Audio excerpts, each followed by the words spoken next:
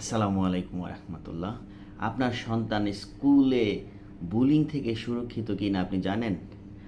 আর school বুলিংয়ের কারণে অনেক শিশুর মেধা বিকাশ মারাত্মকভাবে ক্ষতিগ্রস্ত হচ্ছে, এটি আপনি জানেন? না জানা থাকলে এই ভিডিওটি আপনি শেষ পর্যন্ত দেখতে থাকুন। আজকাল আমাদের সন্তানদেরকে নিয়ে আমরা কিন্তু মা বাবারা অনেক সচেতন। তারা সব পরীক্ষাতে 100% নম্বর না পেলেও দেখা যায় এ প্লাস তাকে পেতেই হবে, এই যে একটা ইচ্ছা, এই ক্ষেত্রেও আমরা খুব সচেতন। মোট কথা, আমরা চাই আমাদের সন্তান সঠিক পুষ্টি এবং সঠিক স্বাস্থ্যে বেড়ে উঠুক। আর আমরা তাদের অনেক কিছু নিয়েই ওয়াকিবহাল।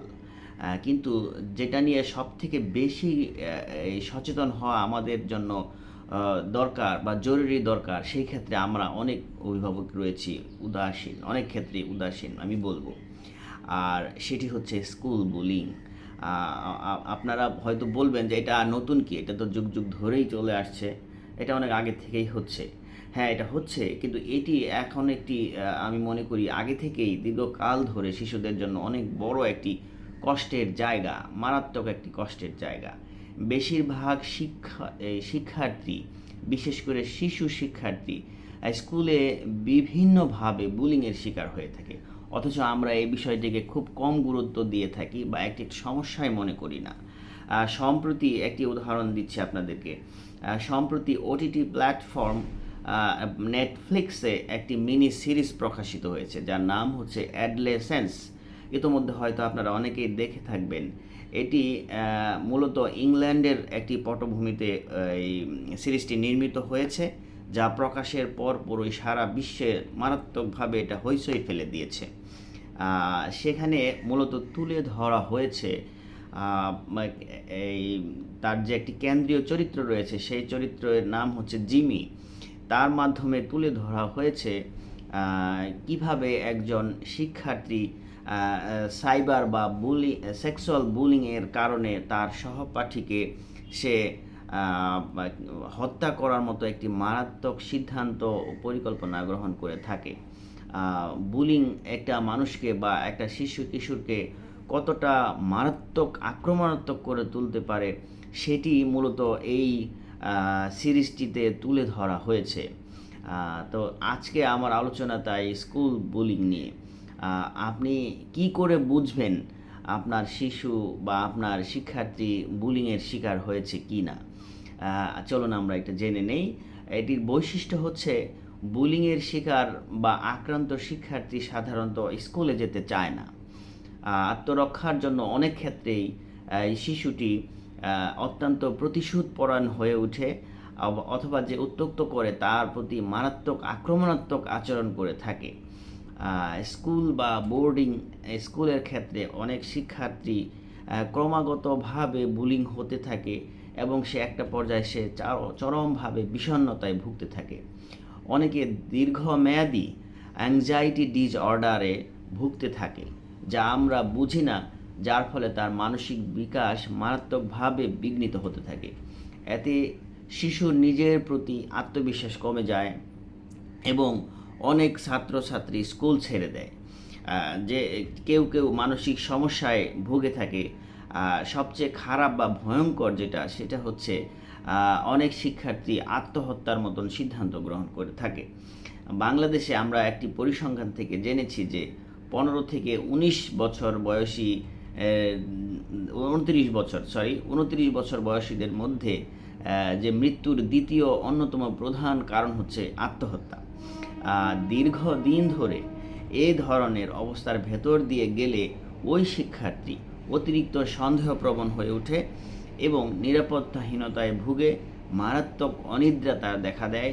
সেই সঙ্গে শিশু প্রতিশোধপরায়ণ হয়ে ওঠে, যা তাকে অনেক সময়ই সাইকোপ্যাথে পরিণত করে থাকে। তো চলুন এবার আমরা জেনে নেই আসলে বুলিং কী বা কীভাবে বুলিং হয়ে থাকে, বুলিংয়ের ধরন কি, আমরা সেটি জানার চেষ্টা করব। বুলিংয়ের আবিধানিক অর্থ হচ্ছে উৎপীড়ন, মাস্তানি বা হেনস্থা ইত্যাদি। ইচ্ছাকৃতভাবে অপ্রয়োজনীয়ভাবে শক্তি প্রদর্শনের উদ্দেশ্যে একজন বা একদল শিক্ষার্থী অপেক্ষাকৃত ছোট দুর্বল শিক্ষার্থী বা প্রতিপক্ষের উপর হিংসাত্মক আচরণকেই বলা হয়ে থাকে বুলিং। বুলিংয়ের উদ্দেশ্য হচ্ছে, সাধারণত উদ্দেশ্য শিক্ষার্থীদের মধ্যে যেটি হয়ে থাকে, ক্লাসে বা স্কুলে বাকিদের সামনে নিজেকে বা নিজেদেরকে জাহির করা বা শক্তি প্রদর্শনের জন্য ভিকটিমকে হাসির পাত্র হিসাবে উপস্থাপন করা। এটি মূলত হচ্ছে বুলিংয়ের মূল উদ্দেশ্য। বুলিংয়ের আমাদের বাংলাদেশের ক্ষেত্রে যে ধরনগুলো রয়েছে, চলুন আমরা সেটি একটু জানার চেষ্টা করি। বিশেষ করে শিক্ষার্থীদের গায়ের রং, কখনো কখনো দেখা যায় কিছু শিক্ষার্থীর গায়ের রং অতি কালো অথবা অতি ফর্সা। এই সমস্ত শিক্ষার্থীদেরকে অন্য অন্য শিক্ষার্থীরা দলবদ্ধভাবে বা এককভাবে বাজে মন্তব্য করা, বাজেভাবে তাকে উপস্থাপন করা, অসৌজন্যমূলক আচরণ তার সাথে করা হয়ে থাকে।